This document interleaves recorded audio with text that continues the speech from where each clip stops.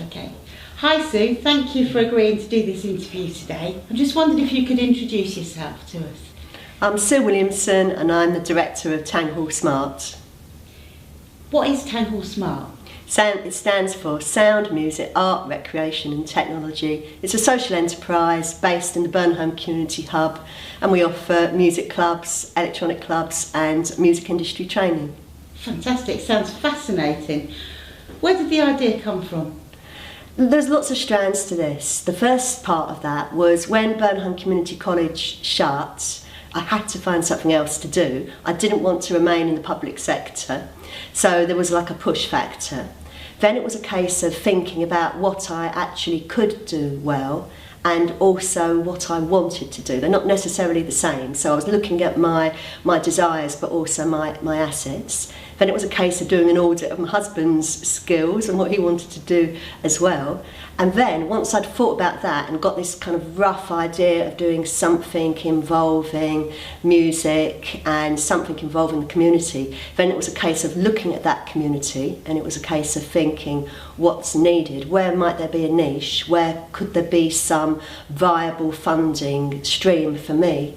And then it was a case of thinking a bit more philosophically, what do I really want to do with my life? I've got to a certain stage in my life where I can afford to think, right, I've got 20 years teaching behind me and other work experience as well. What do I want to do for the next years, for the next decade, 15 years? And what I wanted to do was to do something about the fact that so many young people, and just people generally, drop out of education and out of society when those people had so much potential. And I'd seen it over the years working as a teacher, and that was the one thing that I retained in my head as more important than anything else. I wanted to do something about that if I could, because that had always bugged me, that someone could do so well at school, get really good GCSEs, go on and study A-levels, and then drop out of that academic pathway, and in some cases end up taking a really negative pathway. So I wanted to do something that was putting back to the community, helping that community in a small way, because we're only a small provider, but do something that was providing a place for people to do things, to become more, to do more. That was my real philosophical idea behind it. Brilliant. You mentioned activities and the sorts of things you put on. What have you got on at the moment? Well, there's 8 different clubs that we run on an evening, and with all different age groups. So we might have an adult rock school on one evening, there might be a couple of junior clubs on another evening, or a teenage club. Most of them are music based, but there are some electronics ones as well. So that's our evenings. And then in the daytime we do music industry training. So 2 different strands really, with different audiences that we're aiming for. One's a community audience, that's more for the after school and evening. The daytime is different people. It might be local schools, it could be other local providers. Fantastic. You've got lots going on then, so why do you think it's working?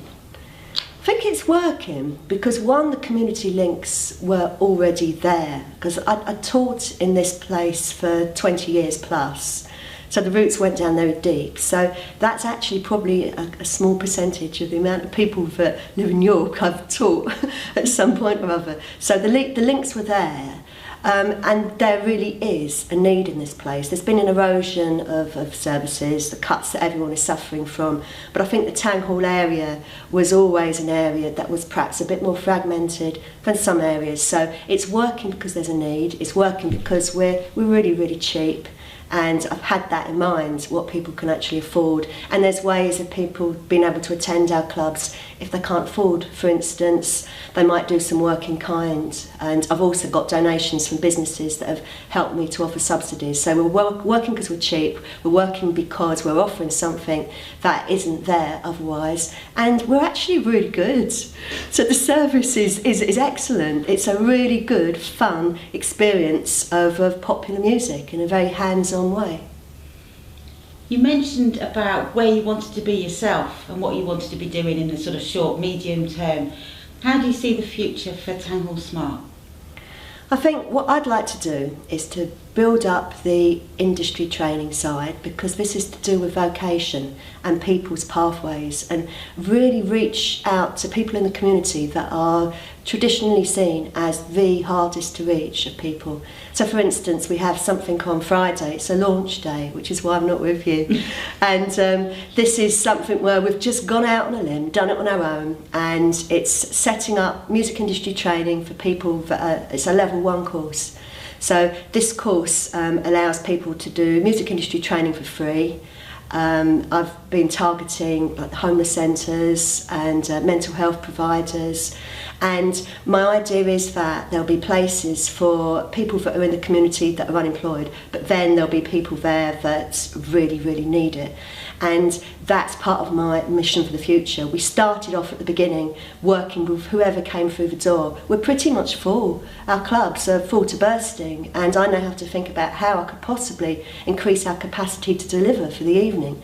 But in terms of the daytime, in a way I've got the luxury of thinking, because I've got the space here, what and who do I want to reach, what am I going to give them, and then think of creative ways of going out and reaching these people. They didn't exist as a market before, and my idea was to engage this market through a project which the big local helped us out with. They funded that, the engagement project, and the idea was to recruit people in the community, to befriend people, to actually help people make that step, get out of their bed, get out of their house, and come and join us on Friday and join our event. And I've been really lucky because I've had people donating their time and services, like Critical, who's a really good rapper and who works with Inspired Youth. He's going to be performing for us on Friday. I've got other performers, free workshops. So this is the idea. It's part of the vision to actually persuade people they want to do this. And they want to do it because they're going to enjoy it, but it's more than that, because it's going to embed musicianship as part of their identity. They're going to perhaps have a meaning, a purpose in their life that wasn't there before, and that is my vision for the future in terms of philosophically where we're going. But in terms of where we're going to be in terms of a social enterprise, my vision is that in 10 years' time, there won't be much of a need for me, because I've managed to erase my role, my hands-on, kind of very full-on role, so that there'll be a whole team of people that would have been enabled, equipped to work in the way that I'm working now. And I can just manage in the background, or not even that. And other people will take up that custodian role and carry on with the social enterprise that we've set up. That's my vision. So your enthusiasm and passion is infectious. And sounds really exciting what you've been doing. What is the one thing that you would say to others that are thinking of embarking on a similar journey? One thing, right, two things. Right, two things. Right, one is the money is really important. 2 + 2, it always equals 4. If you haven't got the money for it, then really don't do it. If somebody wants your services or your product and they can't afford it, there's ways of paying in kind. For instance, they can give you free promotion on Facebook. So first, don't do anything for nothing. Keep your eye on the money. I'd avoid loans like crazy. We have. My second piece of advice is, although you're stinting on the money and you're not making any costly purchases, you do not stint on your vision, and you certainly don't stint on the activity and the energy that you put into implementing what you feel that there's a need for. So in my case, I looked around and thought, there's no one doing what I'm doing, so what do I care about other people's approval and comparisons, because there's nothing to compare it with. You just go out and do it, and if the cavalry aren't there, it doesn't matter. If you've got something good you want to do and you know it's going to work, providing it's not going to cost you personally, and you keep your shirt on your back, then go on and do it. You only get one life. That's fantastic, and I'm sure that we'll be wishing you well at our event on Friday as well. So thank you very much for the interview. Thank you, Sue. Thank you, Maud.